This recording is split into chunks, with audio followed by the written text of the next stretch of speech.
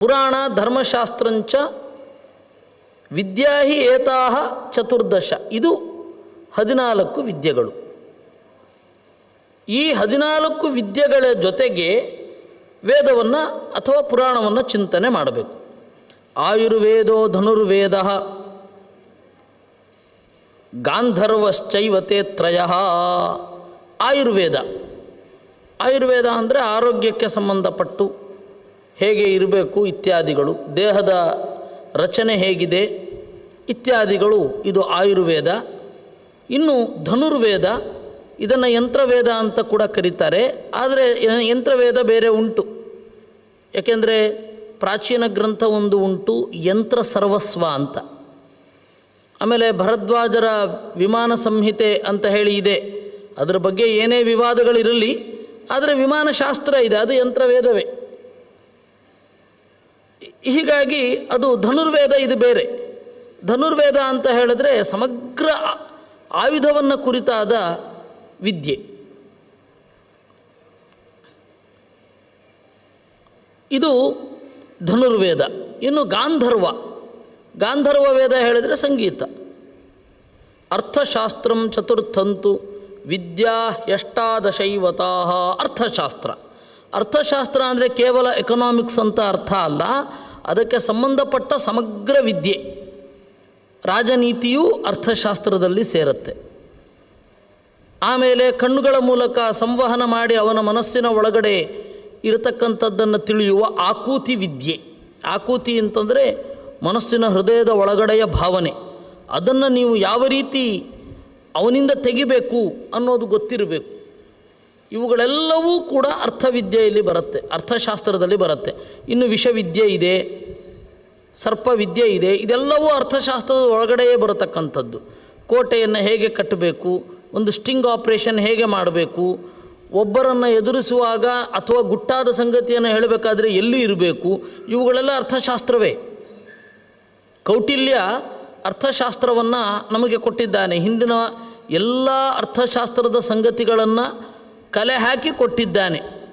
ಅದರಲ್ಲಿ ಬಹಳ ಅಮೂಲ್ಯವಾದ ವಿಚಾರಗಳಿದೆ.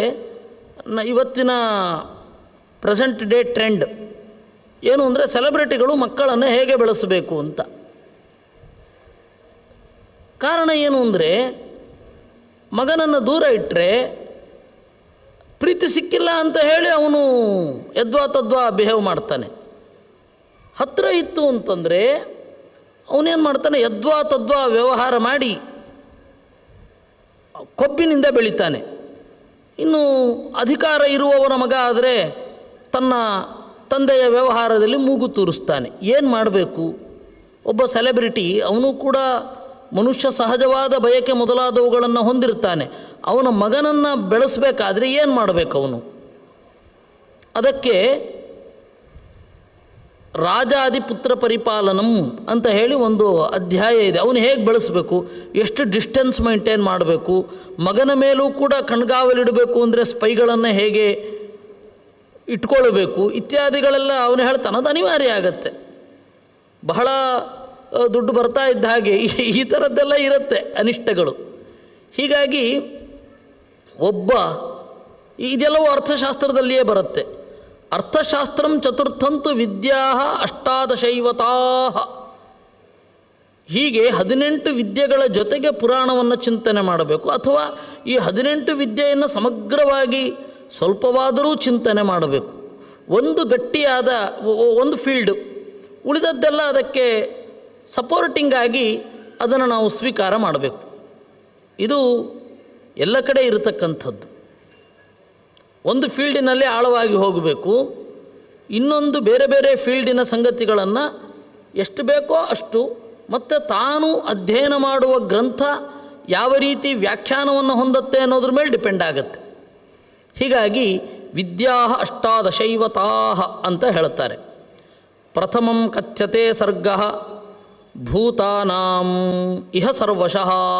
ಪುರಾಣದ ಪಂಚಲಕ್ಷಣ ನಾವು ನೋಡಿದೆವು. ಸರ್ಗಶ್ಚ ಪ್ರತಿಸರ್ಗಶ್ಚ ವಂಶಃ ಮನ್ವಂತರಾಣಿ ಚ ವಂಶಾನುಚರಿತಂ ಚೈತೆ ಪುರಾಣಂ ಪಂಚಲಕ್ಷಣಂ ಅಂತ. ಒಂದು ಪುರಾಣಕ್ಕೆ 5 ಲಕ್ಷಣ ಇರುತ್ತೆ.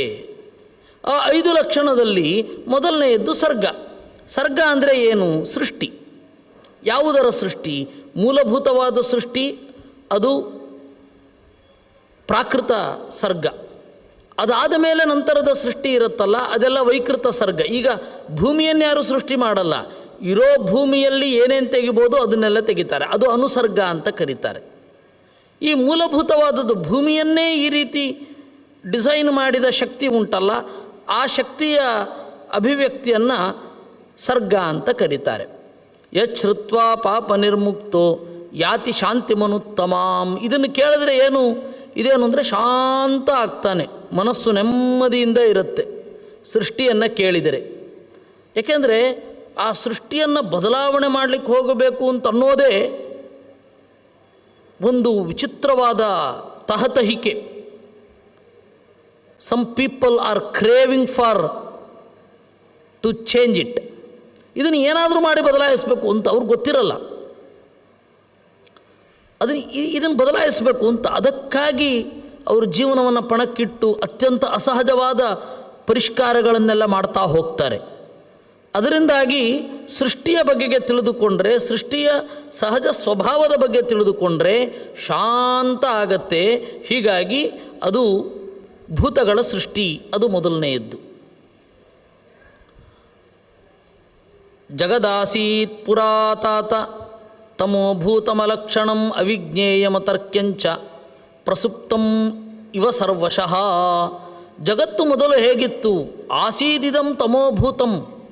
ಇದೆಲ್ಲವೂ ಕೂಡ ಕತ್ತಲಿತ್ತು, ಬೆಳಕು ಇರಲಿಲ್ಲ ಮೊದಲು. ಇದೆಲ್ಲವೂ ಸೃಷ್ಟಿಯಾಗುವ ಮೊದಲು ಆಸೀದಿದಂ ತಮೋಭೂತಂ. ಈ ತರಹದ ಮೂಲ ವಸ್ತುವಿನ ಕಲ್ಪನೆ ಎಲ್ಲರಲ್ಲಿಯೂ ಸಮಾನ. ವಿಜ್ಞಾನಿಗಳು ಸ್ಫೋಟ ಆಗುವ ಮೊದಲಾದರೂ ಹೀಗಿತ್ತು ಅಂತ ಹೇಳಲೇಬೇಕು. ಆ ತರಹದ ಪರಿಸ್ಥಿತಿ. ಪ್ರಸುಪ್ತಂ ಇವ ಸರ್ವಶಃ. ಮಲಗಿದಾಗ ಯಾವ ರೀತಿ ಇರಬೇಕೋ ಆ ರೀತಿ ಇತ್ತು. ಇನ್ನು ಯಾವ ಅಲಕ್ಷಣಂ, ಯಾವ ಪದಾರ್ಥವನ್ನೂ ಇದಮಿತ್ತಂ ಅಂತ ಹೇಳಲಿಕ್ಕೆ ಬರ್ತಾ ಇರಲಿಲ್ಲ. ಇದು ಹೀಗೆ ಅಂತ ವಸ್ತುವನ್ನು ಬೆರಳು ತೋರಿಸಿ ಹೇಳಬೇಕಾದ್ರೆ ಗುಣಗಳಿರಬೇಕು. ಆ ಗುಣಗಳು ಸತ್ವಗುಣ, ರಜೋಗುಣ, ತಮೋಗುಣಗಳ ಪರಿಣಾಮವೇ ಆಗಿರಬೇಕು. ಅದು ಇಲ್ಲ. ಯಾಕೆ ಅಂದರೆ ಗಾಳಿಯ ಫಾರ್ಮೇಷನ್ ಸ್ಪಷ್ಟ ಇಲ್ಲ. ಸ್ಪರ್ಶದಿಂದ ನೀವೇನನ್ನು ಗುರುತಿಸ್ತೀರಾ? ಸ್ಪರ್ಶವೇ ಇಲ್ಲ. ಸ್ಪರ್ಶವನ್ನು ಗುರುತಿಸಬೇಕು ಅಂತಂದರೆ ಚರ್ಮ ಬೇಕು, ಗಾಳಿ ಬೇಕು, ಆ ವಸ್ತುವಿನ ಒಂದು ಪ್ರಾಪರ್ಟಿ ಬೇಕು. ಇವು ಮೂರು ಇದ್ದರೆ ಸ್ಪರ್ಶವನ್ನು ಹೇಳಬಹುದು, ಇವು ಮೂರು ಇದ್ದರೆ ಒಂದು ರೂಪವನ್ನು ಹೇಳಬಹುದು. ಈ ಇಡೀ ಪ್ರಪಂಚದಲ್ಲಿ ತ್ರಿವೃತ್ಕರಣ ಆಗಿರಬೇಕು, ಮಣ್ಣು ನೀರು ಬೆಂಕಿ. ಇದು ಯಾವುದೂ ಇಲ್ಲ. ಅದರಿಂದಾಗಿ ಅಲಕ್ಷಣಂ ಅಂತಂದರು. ಆಗ ತತಸ್ಸ ಭಗವಾನೀಚಃ ಅವ್ಯಕ್ತೋ ವ್ಯಂಜಯನ್ನಿದಂ ಮಹಾಭೂತಾನಿ ವೃತ್ತೌಜಾಹ ಪ್ರೋತ್ಥಿತಃ ತಮನಾಶನಃ ಅಂತ ಹೇಳುತ್ತಾರೆ. ತತಸ್ಸ ಭಗವಾನೀಚಃ, ಆ ದೇವರು ಇದನ್ನು ಸೃಷ್ಟಿ ಮಾಡಿದ. ಸೃಷ್ಟಿ ಅಂದರೆ ಏನು? ಅವ್ಯಕ್ತವಾದದ್ದನ್ನು ವ್ಯಕ್ತ ಮಾಡುವುದೇ ಸೃಷ್ಟಿ. ಈಗಾಗಲೇ ಇರುತ್ತೆ.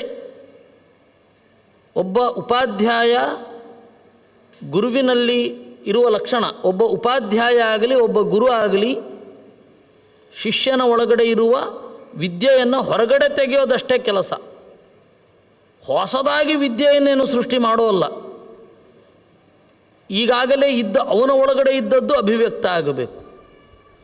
ಪಾಠ ಹಾಗಿರಬೇಕು. ಅಥವಾ ವಿದ್ಯೆ ಸಂವಹನ ಅಂದರೆ ಅದೇ.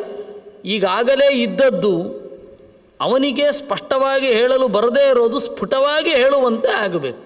ಅದು ವಿದ್ಯೆಯನ್ನು ಹೇಳೋದು ಅಂತ ಹೇಳಿದ್ರೆ, ದೇವರು ಮಾಡಿದ್ದು ಅದನ್ನೇ. ಅವ್ಯಕ್ತೋ ವ್ಯಂಜಯನ್ನಿದಂ. ಇದಕ್ಕೆ ಇನ್ನೊಂದು ಚಂದದ ವ್ಯಾಖ್ಯಾನ ಉಂಟು. ಕಾಣದವ ಇದೆಲ್ಲವನ್ನು ಕಾಣುವಂತೆ ಮಾಡಿದ. ಅವನು ದೇವರು ಕಾಣೋಲ್ಲ. ಅದು ಕಾರಣ ಯಾವತ್ತೂ ಕೂಡ ನಿಗೂಢ. ಅದಕ್ಕೆ ಸತ್ ಅಸತ್ ಅಂತ ಕರೀತಾರೆ. ಅಸತ್ ಅಂದರೆ ಕಾರಣ, ಕಾಣೋದಿಲ್ಲ ಅಂತ, ಇನ್ವಿಸಿಬಲ್. ಅವನೇನು ಮಾಡ್ತಾನೆ? ಅಸತ್ ಕಾರಣ. ಬೀಜ ನಮಗೆ ಕಾಣೋಲ್ಲ, ಆದರೆ ಬೀಜದ ಕೆಲಸ ಕಾಣುತ್ತೆ, ಸತ್. ಅವನು ಅದನ್ನೇ ಮಾಡೋದು. ಮಹಾಭೂತಾನಿ ಭೂತೌಜಾಹ ಪ್ರೋತ್ಥಿತಸ್ತಮನಾಚನಃ. ಅವನು ಬೆಳಕನ್ನು ಬೀರಿದ, ಕತ್ತಲನ್ನು ಪರಿಹರಿಸಿದ, ಅದನ್ನು ಶಾಸ್ತ್ರದಲ್ಲಿ ಕತ್ತಲನ್ನು ಕುಡಿದ ಅಂತ ಯತ್ತಮಪ್ಪಾನಮೀಶಿತು ಅಂತ ತಮಪ್ಪಾನ ಅಂತ ಹೇಳ್ತಾರೆ. ಯೋಸೌ ಅತೀಂದ್ರಿಯೋಗ್ರಾಹ್ಯ ಸೂಕ್ಷ್ಮೋ ವ್ಯಕ್ತಃ ಸನಾತನಃ ಸರ್ವಭೂತಮಯೋ ಚಿಂತ್ಯ ಸಯೇಷ ಸ್ವಯಮುತ್ಥಿತ. ಆದರೆ ಆ ದೇವರನ್ನು ಯಾರೂ ಸೃಷ್ಟಿ ಮಾಡಲಿಲ್ಲ. ಅವನು ಎಲ್ಲವೂ ಪರಮಾಣುಗಳ ರೂಪದಲ್ಲಿ ಚಲ್ಲಾಪಿಲ್ಲಿಯಾಗಿದ್ದಾಗಲೂ ಕೂಡ ಅದನ್ನು ಗುರುತಿಸಬಲ್ಲವ. ಈ ವಸ್ತುಗಳು ಹಿಂದೆ ಇದಾಗಿತ್ತು, ಈ ಪರಮಾಣು ಹಿಂದೆ ಯಾವುದೋ ಜಗತ್ತಿನ ಸೃಷ್ಟಿಕಾಲದಲ್ಲಿ ಕಲ್ಪದಲ್ಲಿ ಈ ಪದಾರ್ಥದಲ್ಲಿ ಅಡಕವಾಗಿತ್ತು, ಅದು ಹೀಗೆ ಸಿಡಿಯಿತು. ಅದರೆಲ್ಲದರ ಆಚೆ ಈಚೆಯ ಅರಿವನ್ನು ಹೊಂದಿದವ ಅಂದರೆ ಅತ್ಯಂತ ಸರ್ವಜ್ಞ ಅಂತ. ಇನ್ನು ಸ್ವಯಮುತ್ಥಿತಃ, ಅವನ ಸೃಷ್ಟಿಯನ್ನು ಬೇರೆಯವರು ಮಾಡಲಿಲ್ಲ, ಅವನೇ ಹಾಗೇ ಎದ್ದಿದ್ದು. ಯೋಸೌ ಷಡ್ವಿಂಶಕೋ ಲೋಕೆ ತಥಾಯ ಪುರುಷೋತ್ತಮ. ಅವನನ್ನು ಈ ಪುರಾಣದ ಹಿನ್ನೆಲೆಯಲ್ಲಿ ಹೇಳೋದಾದರೆ 16ನೆಯವ ಅಂತ. ಪಂಚಭೂತಗಳು 5 ಆಯಿತು. ಪಂಚಭೂತಗಳ ಗ್ರಹಣ ಮಾಡುವ ಇಂದ್ರಿಯಗಳು, ಆ ಪಂಚಭೂತಗಳ ಸೂಕ್ಷ್ಮ ವಿಷಯಗಳು. ಪಂಚಭೂತಗಳು ಅಂದರೆ ಮಣ್ಣು, ನೀರು, ಗಾಳಿ, ಆಕಾಶ, ಬೆಂಕಿ. ಅವುಗಳ ಸೂಕ್ಷ್ಮ ಅಂತಂದರೆ ಶಬ್ದ, ಸ್ಪರ್ಶ, ರೂಪ, ರಸಗಂಧ. ಅದನ್ನು ಗ್ರಹಿಸಲಿಕ್ಕೆ 5 ಜ್ಞಾನೇಂದ್ರಿಯಗಳು. ಇವಿಷ್ಟನ್ನು ಸೇರಿಕೊಂಡ್ರೆ 16ನೆಯವನು ಇವನು ದೇವರು. ಇವಿಷ್ಟನ್ನು ನಿಯಂತ್ರಣ ಮಾಡುವ ದೇವರು. ಈ ಲೆಕ್ಕಗಳನ್ನು ಹಲವಾರು ರೀತಿ ಮಾಡಬಹುದು. ಏಕೆಂದರೆ ಕೃಷ್ಣ ಉದ್ಧವ ಗೀತೆಯಲ್ಲಿ ಅದನ್ನು ಹೇಳ್ತಾನೆ. ಕಥಿತತ್ವಾನಿ ದೇವೇಶ ಸಂಖ್ಯಾತಾನಿ ಅಂತ ಉದ್ಧವ ಕೇಳ್ತಾನೆ. ಆಗ ದೇವರು ಹೇಳ್ತಾನೆ, ಅದನ್ನು ವಿವಕ್ಷೆ ಮಾಡೋರ ಮೇಲೆ ಈ ಜಗತ್ತನ್ನು ಎಷ್ಟಾಗಿಯೂ ಪರಿಗಣಿಸಬಹುದು ಅಂತ. ಎಷ್ಟು ಲೆಕ್ಕವನ್ನು ಹೇಳಬಹುದು, ಯಾವ ತರಹದ ನ್ಯೂಮರಾಲಜಿಯ ಮೂಲಕವೂ ಈ ಜಗತ್ತನ್ನು ನಿರೂಪಣೆ ಮಾಡಬಹುದು. ಆದರೆ ಸಂಗ್ರಹವಾಗಿ ಈ ರೀತಿ ಹೇಳಬೇಕಾಗತ್ತೆ, ಎಲ್ಲ ಇಷ್ಟರಲ್ಲೇ ಅಡಕವಾಗಿರುತ್ತೆ ಅಂತ ಒಂದಿಷ್ಟು ಸಂಖ್ಯೆಗಳನ್ನು ಹೇಳ್ತಾನೆ, ಅದಕ್ಕೆ ಕಾರಣಗಳನ್ನು ಕೊಡ್ತಾನೆ. ಇಲ್ಲಿ ಭವಿಷ್ಯ ಪುರಾಣದಲ್ಲಿ ಹೇಳಿದ್ದು 16ನೆಯವನು ಅಂತ ಚಿಂತನೆ ಮಾಡಬಹುದು ಅಂತ.